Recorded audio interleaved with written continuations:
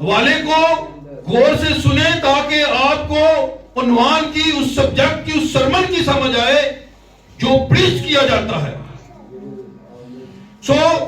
جب ہم دیکھتے ہیں کہ لوگ جب کلام پڑھا جاتا ہے تو اپنی اپنی سوچ میں، اپنی اپنی فکروں میں، اپنے ہی خیالوں میں گم ہوتے ہیں۔ ان کا روح، بدن، جان یہاں پر موجود نہیں ہوتا۔ ان کی جان اور بدن تو ہوتا ہے لیکن روح کہیں اور بھٹک رہی ہوتی ہے، اس لیے وہ انڈرسٹینڈ نہیں کر پاتے کہ کیا باتیں ہو رہی ہیں۔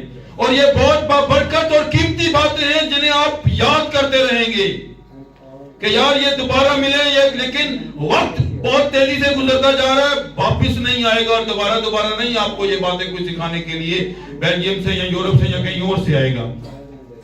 جو بات خدا کا روح ایک مرتبہ کرتا ہے، میرے عزیزو اتنی باتیں ہیں، اتنی اسٹڈی ہے، پھر وہ آگے چلتا جاتا ہے ہر ایک بات کو لے کر۔ ہم دیکھتے ہیں کلام اقدس کے اندر، جیسا کہ یہاں پر ایک کام ہو رہا ہے۔ آپ کو پتا ساری دنیا کیا سیلیبریٹ کر رہی ہے؟ ساری دنیا کرسمس کو سیلیبریٹ کر رہی ہے۔ انٹرویو لے لیں لوگوں کے، جا کے ان سے پوچھ لیں۔ شاید یہاں پر بھی بہت سارے ایسے بیٹھے ہوں جنہیں کرسمس کا مطلب بھی نہیں پتا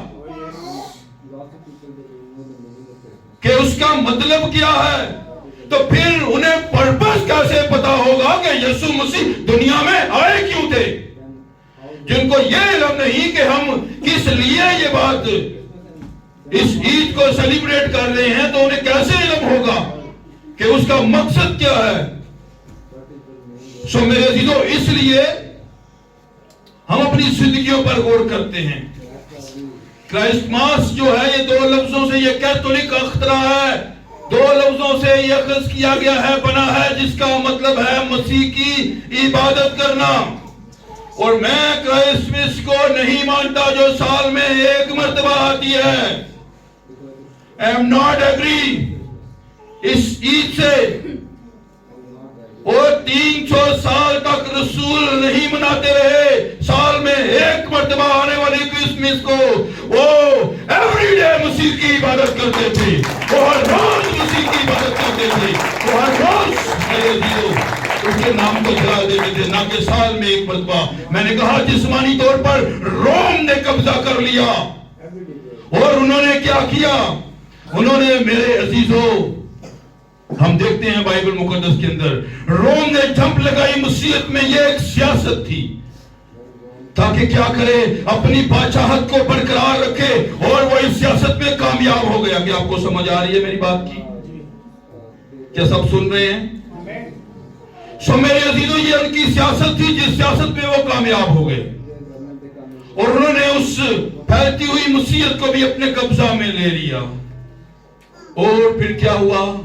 جو اپنے تہوار تھے، اپنی رسم و رواج تھی، وہ بھی ساتھ لے آئے۔ جیسے ہم میرے عزیزو ہندوؤں سکھوں میں سے تو نکل آئے ہیں، لیکن وہ ہندو سکھ ہمارے اندر سے ابھی تک نہیں نکلے۔ ہماری رسومات ابھی تک وہی ہیں۔ کہتے تو ہم ہیں کہ ہم کرسچن ہیں، لیکن میرے عزیزو ہمارے کام جو ہیں وہی بت پرستانہ ہے۔ ابھی ہماری خوشیوں غمیوں میں اگر آپ نے دیکھنا ہو تو یہ سب کچھ وہی ہے۔ میرے عزیزو، اور پھر کیا ہوا؟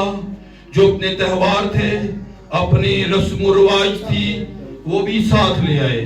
جیسے ہم میرے عزیزو ہندوؤں سکھوں میں سے تو نکل آئے ہیں، لیکن وہ ہندو سکھ ہمارے اندر سے ابھی تک نہیں نکلے۔ ہماری رسومات ابھی تک وہی ہیں۔ کہتے تو ہم ہیں کہ ہم کرسچن ہیں، لیکن میرے عزیزو ہمارے کام جو ہیں وہی بت پرستانہ ہے۔ ابھی ہماری خوشیوں غمیوں میں اگر آپ نے دیکھنا ہو تو یہ سب کچھ وہی ہے۔ میرے عزیزو، میں آپ کے دل کو دکھ نہیں پہنچانا چاہتا کسی بات سے، لیکن میں آپ کو سچائی سے روشناس کرنا چاہتا ہوں کہ سچائی جو بائبل مقدس میں لکھی ہوئی ہے وہی ہے۔ باقی دنیا میں جتنی بکس ہیں یا جو بھی سکالر ہیں، میرے عزیزو، وہ اپنی اپنی جگہ پہ قابل احترام ہے، لیکن حتمی ہمارے لیے خدا کا کلام ہے۔ ہاللیلویہ! حتمی ہمارے لیے خدا کا کلام ہے۔ اس لیے ہم خدا کے کلام میں سے سیکھتے ہیں کہ رسولوں کی زندگیاں کیسے تھی۔ सो मेरे अजीजों, ये ऐसे ही दिन बढ़ता गया। 300 तकरीबन 300 साल तक रसूल जो हैं वो हकीकी जो क्रिसमस है वो मनाया करते थे, ना कि ये जो खुद साख्ता बनाया हुआ क्रिसमस है इसे मनाते थे। सो मेरे अजीजों, इसलिए हमें हर वक्त तैयार रहना है, हर वक्त तैयार रहना है कि हम क्या करें, हम अपने दुल्हा के इंतजार में रहें कि बहुत जल्द वो आने वाला है। आज लोगों ने इसको चरनी में डाला हुआ है। और बुजुर्ग यूसुफ जो है, मुकद्दसा मरियम जो है, वो भी क्या हुए, वो भी गए, कहां से गए, नासरत से। कहां जा रहे हैं, बैतलहम में जा रहे हैं। क्यों नासरत से बैतलहम में? हुक्म जारी हुआ था कि सब अपने अपने आबाई घरानों में जाकर क्या करेंगे, अपनी मर्दमशुमारी कराएंगे, अपने खानदान, अपने आबाई इलाकों में जाकर। सो मेरे अजीजों, इसलिए हम देखते हैं बाइबल मुकद्दस में वो बैतलहम में गया। कौन? बुजुर्ग यूसुफ बैतलहम में गया, क्योंकि वो क्या था, वो दाऊद के घराने से था, वो दाऊद के घराने से था, इसलिए वो यहूदिया में गया, वो बैतलहम में गया। बैतलहम जिसे कहते हैं रोटी का घर, जिसका मतलब है। सो मेरे वो वहां पर गए और उन्होंने उस नवीसी में क्या किया, वहां नाम दर्ज करवाए। और वो उस वक्त के स्कॉलरों की, फकी फरीसियों की आंखें लगी हुई थी। यशायाह 7 बाब की 14वीं आयत के अंदर खुदावंद आप तुमको एक निशान बख्शेगा, देखो एक कुंवारी हमला होगी और बेटा जनेगी और उसका नाम इमैनुएल रखेंगे।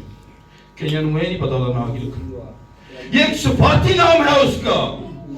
और जब यीशु मसीह पैदा हुए तो क्या हुआ, यीशु मसीह पैदा हुए तो उनका जब 8वें दिन खतना हुआ तो उनका नाम क्या रखा गया, उनका नाम यीशु रखा गया, यहोशुआ रखा गया, जिसका मतलब है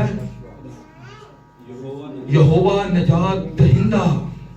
इमैनुएल का मतलब है खुदा हमारे साथ, ये उसकी सिफ्त है। जैसे बुजुर्ग इब्राहिम जाते हैं पहाड़ी पे, क्या नाम है पहाड़ी का, कोई मूरिया पे, जैसे कोई मूरिया पे बुजुर्ग इब्राहिम जाते हैं, वहां पर जब उन्हें एक बर्रा मिल जाता है तो वो खुदा का क्या नाम रखते हैं, यहोवा यरी। यहोवा यरी ये एक सिफाती नाम है। यहोवा शालूम, फनीएल, और इस तरह मेरे अजीजों बहुत सारे खुदा के सिफाती नाम